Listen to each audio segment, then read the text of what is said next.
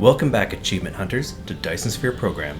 When you hit the end game, you can unlock a lot of tech that helps against the dark fog. You can have 8 space fleets total, with a mix of corvettes and destroyers, and there's infinite research to boost their damage and defenses. At this power, you can clear out lower level hives with ease, and the more you kill, the closer you get to achieving the remaining Happy Hunting achievements. After destroying 1,000 ships, you get Happy Hunting 2. In order to achieve Happy Hunting 3, you need to destroy 10,000 space units. As a tip, you can see how many units a hive has on the lower right when you enter combat mode in space. Hives under 500 units are pretty manageable, but you should be careful with anything over that. Currently, you get 8 space fleets maximum. The dark fog, however, almost has no limits. With a little bit of careful grinding though, you should get 10,000 kills in no time.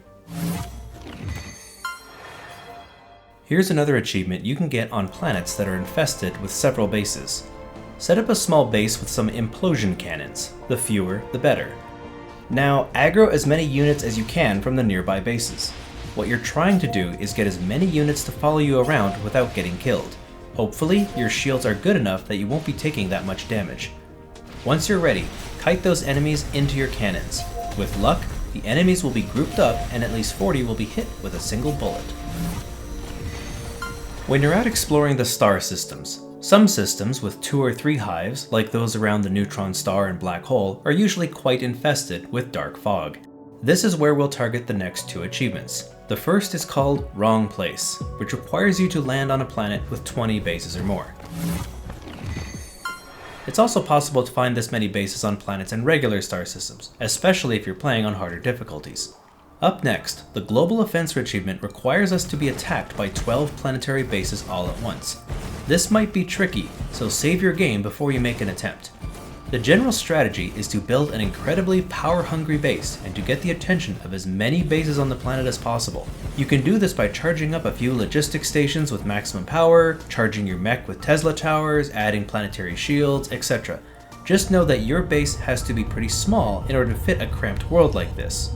Once you activate your base, wait until the threat reaches near the maximum.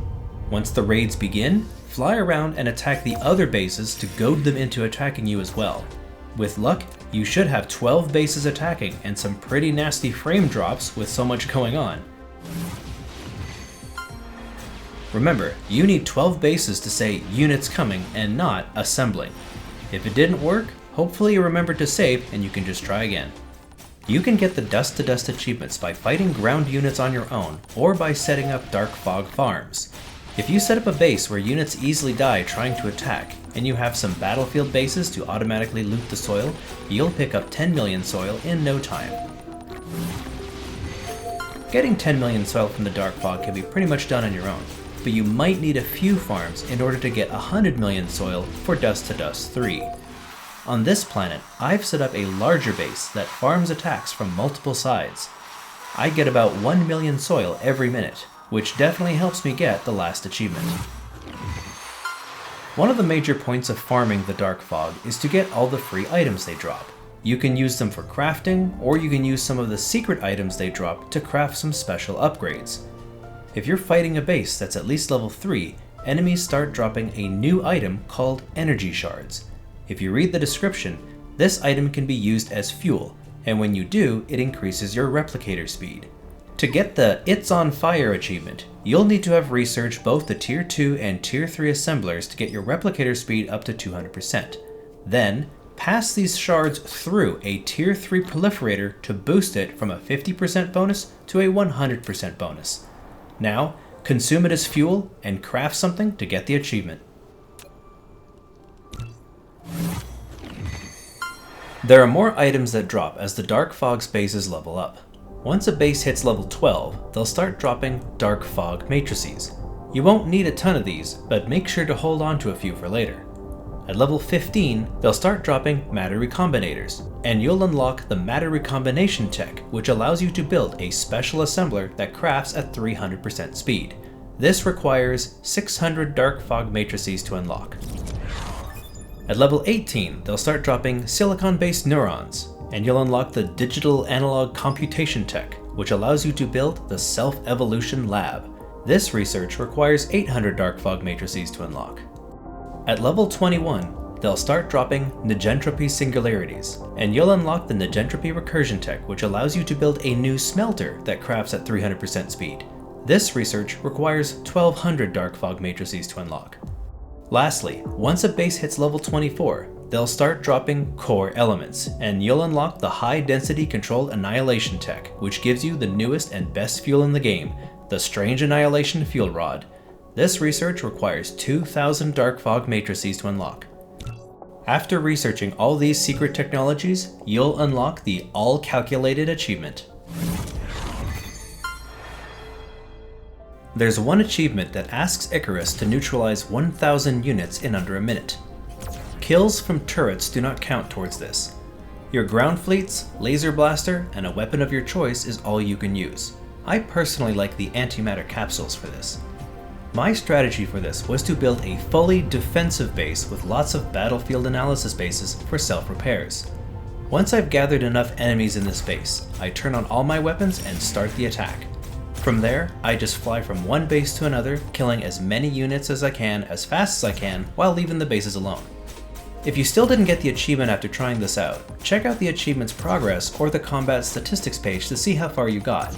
In the attempt right before this, I got 950 units, which is pretty close.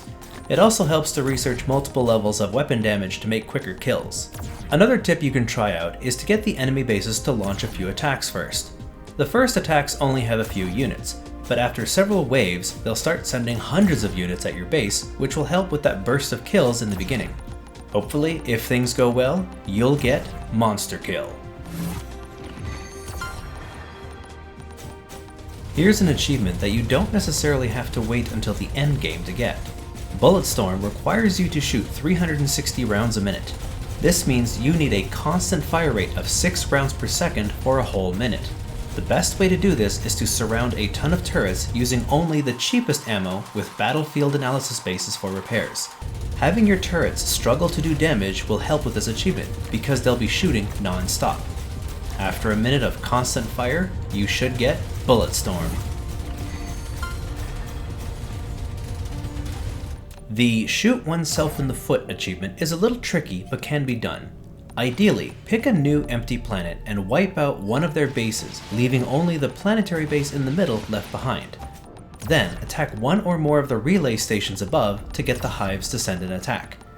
Then build a tiny base surrounding the enemy's base to attract their attention. When the Lancers come, they'll try to attack you and your base, but shoot their own base in the process.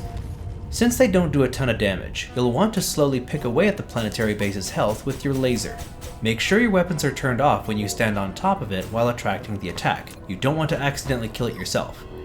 When the Lancers are at around 4,000 meters away, they will begin their bombardment. With luck, their lasers will destroy the base and you'll get the achievement. The Invincible achievement asks you to get the base radius of Icarus's shield to 25 meters. To do this, you need to research the energy shield tech to level 25, which is going to require a lot of universe matrices. It may take a while, but with patience, this achievement will be yours. With a pretty amazing shield, we're going to use it to help get our last achievement for the day.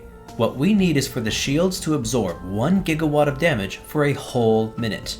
If you mouse over the energy shield section of the mecha panel, you'll see some important details, like its charging rate. By default, it's set to balanced. We may want to set it to fast, since we'll be taking a lot of hits for this. Keeping it at balanced is also important, since the shield's charge rate is also based off of your total battery's percentage. Ideally, we want the recharge rate to be close to 1 gigawatt, since that's how much damage we'll be taking, and we have to take this for a whole minute. To increase the charge rate, we'll want a larger battery through the Mecha Core tech and faster fuel efficiency through the Energy Circuit tech. For this attempt, mine are set to level 22 and 21 respectively. In addition to this, I'm also using the best fuel in the game right now, Strange Annihilation fuel rods with Tier 3 proliferation. If you're still using antimatter fuel rods, you'll probably need at least another 10 levels of Mecha Core and Energy Circuit to compensate. When you're under attack, a new number appears above your energy shield's charge rate. This is how much energy is spent absorbing attacks, and that number needs to stay above at least 1 gigawatt for a whole 60 seconds. You can either stand in the middle of a base to take this much damage, or grab several enemies until you hit that sweet spot. Now it's just a matter of taking a ton of damage while staying alive for the whole minute. In my first attempt, it was close, but I didn't make it.